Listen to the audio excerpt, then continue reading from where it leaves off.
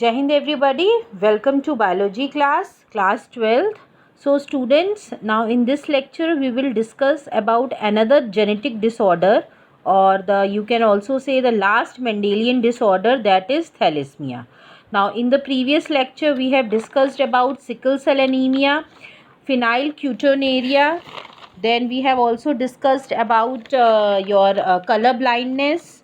Okay, now this thalassemia, let's discuss about this disease. This disease was discovered by Cooley in 1925, and this disease is also known as Mediterranean Sea disorder, because this disease was found among the people who lives near the Mediterranean Sea.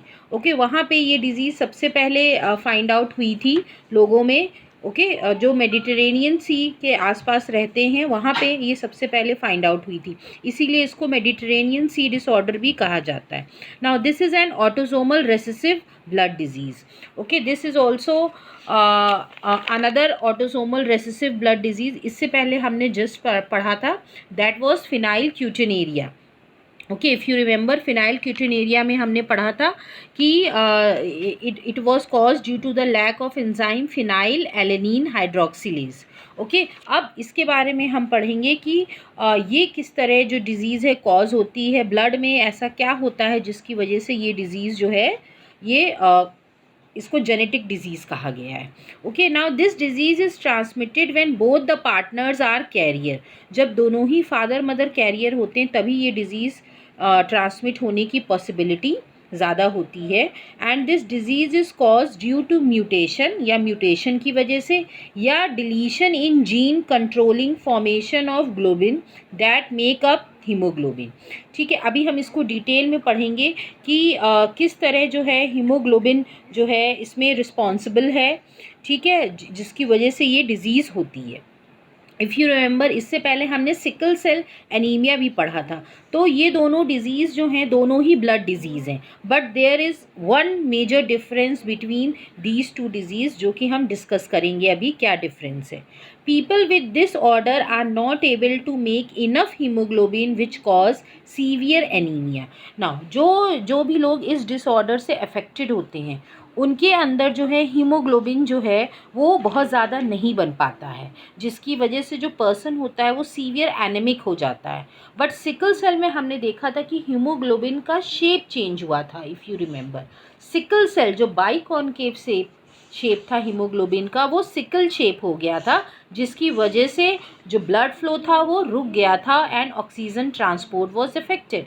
But यही difference है, यहाँ पे shape नहीं change होता है. वहाँ पे हम उस डिज़ीज़ को हमने बोला था qualitative disease, but this thalassaemia is known as quantitative disease. क्यों? क्योंकि यहाँ पे हम क्वांटिटी की बात कर रहे हैं. कौन सी क्वांटिटी? जो आरबीसीज बन रहे हैं उनकी क्वांटिटी की बात कर रहे हैं. वो अगर कम बनेंगे जितना रिक्वायर्ड है तो obviously the person will suffer from anaemia. Okay, now this thalassemia is a genetic blood disorder. People with thalassemia disease are not able to make enough hemoglobin, which cause severe anemia. Hemoglobin is found in red blood cells and carries oxygen to all parts of the body. When there is not enough hemoglobin in the RBCs, oxygen cannot get to all parts of the body. Organs then become starved for oxygen and are unable to function properly. Same चीज़ हमने sickle cell में भी देखी थी, but there the shape, all these was happening, all these were happening because of the change of the altered shape of the RBC. वहाँ पे RBC का shape change हुआ था, इसलिए ये सब कुछ हो रहा था. लेकिन यहाँ पे जो हीमोग्लोबिन जितना बनना चाहिए, सपोज फॉर एग्जांपल, बस समझने के लिए हम कह सकते हैं, सपोज 150 हीमोग्लोबिन के मॉलिक्यूल्स बनने चाहिए, लेकिन 100 ही बन रहे हैं. तो अगर हीमोग्लोबिन के मॉलिक्यूल्स 100 कम होंगे तो क्या होगा? कम ऑक्सीजन का ट्रांसपोर्ट होगा. कम ऑक्सीजन का ट्रांसपोर्ट होगा तो ऑब्वियसली जो ऑर्गन्स हैं हमारे वहाँ सफिशिएंट ऑक्सीजन नहीं पहुँच पाएगी और एनीमिया हो जाएगा. नाउ आगे बात करते हैं. ये जो डिसऑर्डर है ये दो types, there are 2 types of thalassaemia. 2 तरह की थैलेसीमिया होती हैं. एक अल्फ़ा थैलेसीमिया डिजीज़ होती है और एक बीटा थैलेसीमिया डिजीज़ होती है। जो बीटा थैलेसीमिया मेजर होती है इसको कूलेज एनीमिया भी कहा जाता है and this is a very serious illness, means ये सबसे ज़्यादा खतरनाक है, हम ये कह सकते हैं। Symptoms appear in the first 2 years of life. तो सिम्टम्स की अगर हम बात करें तो फर्स्ट 2 ईयर्स में ही इसके सिम्टम्स अपीयर हो जाते हैं, which includes paleness of the skin का येलोइंग होना, पुअर एपेटाइट, भूख ना लगना, इरेटेबिलिटी, चिड़चिड़ाहट होना, फेलियर टू ग्रोथ अफेक्टेड होना। Proper treatment include routine blood transfusion and other therapies. और इसका एक ही ट्रीटमेंट है कि ब्लड जो है इसमें ब्लड जो है ट्रांसफ्यूजन होता रहता है, मीन्स जो पर्सन इससे अफेक्टेड होते हैं उनमें ब्लड ट्रांसफ्यूजन कराना, एक पर्टिकुलर टाइम पीरियड के बाद उनको ब्लड की ज़रूरत होती है, क्योंकि ब्लड में जो उनके ब्लड में है हीमोग्लोबिन जो होते हैं उनकी मॉलिक्यूल्स कम होते हैं, इसलिए उनको जो है ब्लड चाहिए रहता है हर एक पर्टिकुलर टाइम पीरियड के बाद, ताकि उनके जो भी बॉडी फंक्शंस हैं वो अच्छे से वर्क कर सके। सो दैट्स वाई इसका सिर्फ एक ही ट्रीटमेंट है, रूटीन ब्लड ट्रांसफ्यूजन। इसमें साफ साफ मेंशन है routine blood transfusion, that means regular, ठीक है। एक पर्टिकुलर टाइम पीरियड के बाद इन पर्सन को ब्लड देना ज़रूरी होता है, अदरवाइज़ क्या होगा कि इनकी डेथ भी हो सकती है। So this disease has fatal effect also, इससे पर्सन की डेथ भी हो सकती है।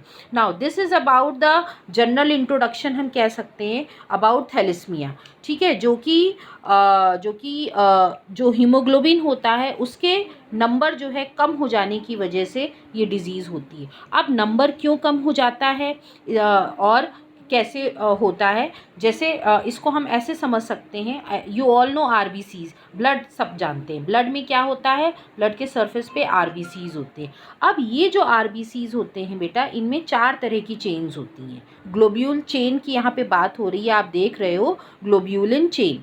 तो ये जो है 4 तरह की चेन्स होती हैं, अल्फ़ा 1, अल्फ़ा 2, बीटा 1, बीटा 2 हम कह सकते हैं।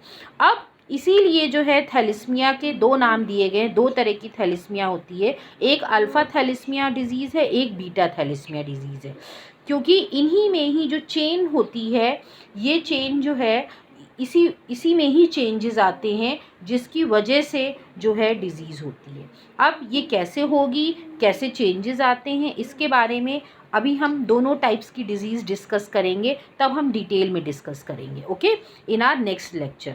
सो this is the introduction.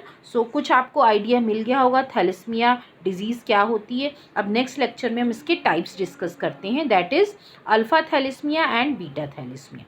Thank you everybody.